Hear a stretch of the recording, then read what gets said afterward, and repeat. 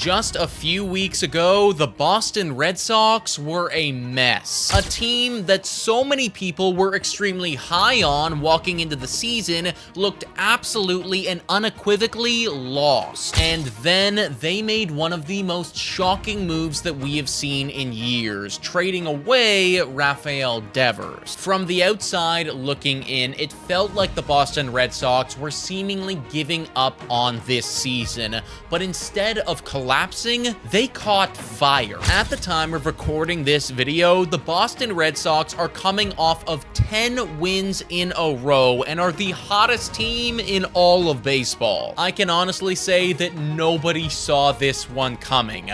So what changed? What are we not seeing with this Red Sox team, and how are they actually pulling this off? So here you have it, folks. 10 wins in a row for the Red Sox. If you would have told me that they were 53-45 entering into the All-Star break, I would have said, what type of drugs are you smoking, and can I have some? Because nobody saw this one coming. Look at their playoff odds. Look at that roller coaster, man. Back on June 27th, that was literally, what was that, less than 3 weeks ago, 2 weeks ago, they were at a 17 or a 13% chance, to make the postseason. They are now up to 55.8%. That is what 10 wins in a row will do for you. And my goodness gracious, they have been dominant wins by these Boston Red Sox. Look at this. Last 15 days in all of baseball, who is the number one offense? Probably the team that just refuses to lose right now. Boston as a team in the last 15 days, they're batting .304. That's crazy. As a team, that is absolutely ludicrous. They have an OPS of .902. That is almost 50 points higher than the next best team in that time frame. And of course, that is a big component as to why they are winning those games. But it's not just the offense. It is literally not just this offense. It is also the pitching. 2.46 ERA in the last 15 days. That is the best in all of baseball. When you got the number one offense and when you got the number one pitching, it's pretty easy to see that you are not going to be losing a whole lot of ball games. And in that stretch of time, they are 12-1. And of course, they have won the last 10 games in a row. Looking over at that squad, let's highlight a couple individuals here, man, because I mean, honestly, they all deserve to be highlighted, but there are some dudes here that are stepping up in a major way. Trevor Story coming back from the dead. Dude, I honestly, walking into this season, forgot that guy was a Boston Red Sox, or a Red Sox, forgot that dude was on this team, because he just has not played good ball in years, right? It feels like an eternity ago that Trevor Story was relevant, and here he is in the last 15 days batting .400 with an OPS of almost 1.2. If he can keep that up, if he can keep doing, and he's not going to keep these numbers up, but if he can just stay relevant for them and, have a little bit of a resurgence, finally, maybe that contract might be starting to pay itself off, and that would just be absolutely huge for them. But honestly, I think more impressive, or maybe not more impressive, but just more importantly for them, is the contributions that they're getting from these two guys right here. Roman Anthony and Ceddanne Rafaela. I had to look up on, I always forget how to pronounce this guy's name. It's just such a wild name. Comment down below. Have you ever met a Ceddanne before? I certainly have, and this is the first one I've ever seen. But wow, I am not going to forget that dude, because he is going insane mode. Both of these guys, young dudes for the Boston Red Sox, and they are stepping up in a major way. Looking over at Rafaela, 24 years old right now, and the baseball savant is really solid, man. First off, the defense, I was not aware. Like, I feel like I got to put up the Shaq meme right now, but like, sorry, dude, was not familiar with your game. 99th percentile in outs above average for Rafaela. The guy's 24 years old, and he could be up for a Gold Glove. 100th percentile in fielding run value. That alone makes it so he is impacting your team in a positive way. But then when you stack on the fact that on the season, the guy's got a 797 OPS, and in the last 15 days, the guy's got almost a 1.3 OPS and is almost batting .400, 15 RBIs, by the way, in 12 games played. That is absolutely insane. And they're finally starting to see, I guess, the ceiling of what Rafaela can do. Because back in 2023, let's not forget, this was one of their top prospects. There he is, right behind Tristan Casas, right behind Marcelo Mayer, third overall prospect in their system.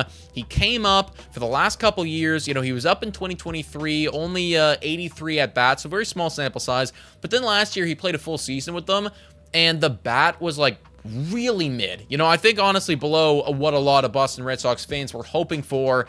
But this year, you're starting to see the breakout, and it's just coming at a perfect time for them, because obviously when you make that Devers trade, you need somebody to step up. I'm not saying that Rafaela is, you know, the new Rafael Devers or anything like that, but he is certainly making up for that loss in the lineup. Similarly speaking, how about Roman Anthony? How about the top prospect in all of baseball? His baseball savant hasn't even qualified yet because he still doesn't have enough at-bats, only 106. But when he came up, dude he couldn't hit. You know, he was struggling to get on, but he was struggling to do anything. And then recently, everything is clicking for him. On the season now, he's batting .264. He's got a .777 OPS. As a 21-year-old rookie, I will happily take that. If I am a fan of Boston, I would happily accept that. And recently, hitting is contagious, as we know. He is also popping off a .919 OPS. Let's not forget, the guy is 21 years old right now, and he is doing that at the MLB level. That is what you want to see from your top prospect. The fact that he is performing at this high of a level this early on in his career, it's showing why he is that number one prospect in the Boston system, why he's the number one prospect just in all baseball, because he is going insane. And of course, this is what Boston needed when they made that trade, you know, of sending away Devers.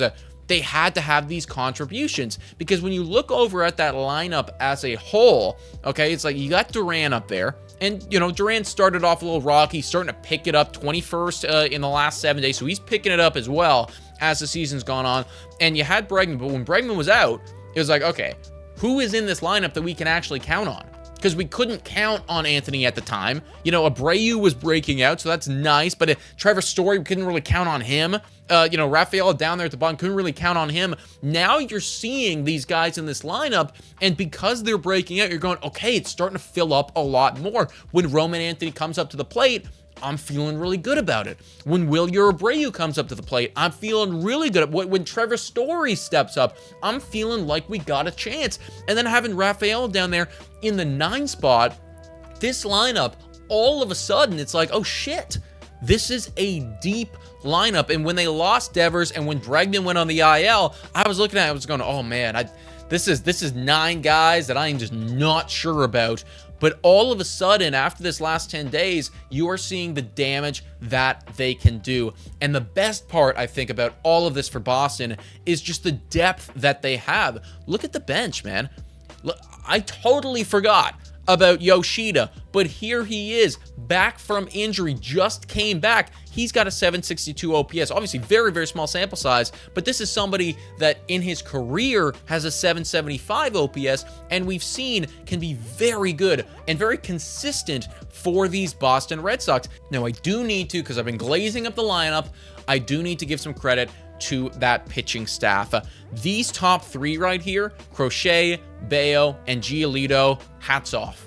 Tip of the cap to all 3. I mean, Crochet could, you know, Scooble's going insane, and I do think that Scooble's probably deserving of the Cy Young, but Crochet could easily finish as number 2 or number 3 in the American League, and he's very deserving of some votes. A 2.23 ERA, that trade, that move that they made to acquire him, chef's kiss. Exceptional work from the Boston GM right there, because they needed that ace, and he is holding it down. Bayo, he is having an exceptional year, 3.14 ERA, and then Giolito as well, coming back from the dead, dude. Seriously, coming back from the dead. We forgot about Lucas Giolito, and you know what? Rightfully so, because he was great with the White Sox for a while back in the day, fell off, and here he is again. So credit where credit is due from that Boston pitching development staff to get the best out of these guys. But I think, honestly, the thing that is most, I guess, impressive to me about this squad is the bullpen, man. Because they only got 4 starting pitchers here. And Walker Buehler has been throwing for most of this season. Very recently, he's had a couple solid outings, but he was throwing for most of this year. That bullpen has been saving the freaking day. Aroldis Chapman, that's a Hall of Famer right there for me. Seriously, guy's got a 1.18 ERA on the season so far. First in the last 14 days. I don't know how he's still doing it at this age, but again, tip of the cap to that dude. And the rest of the depth here, I mean, most of these guys, like, look at that top 4. This is a top 4 in that bullpen where if we make it, if you're Boston and you make it to the, I don't know, 7th inning, right? Because Garrett Crochet goes 6 scoreless, as he does regularly. You make it to the 7th inning and you're leading by 1 or 2 runs. This 4 right here, these guys, they're going to shut it down.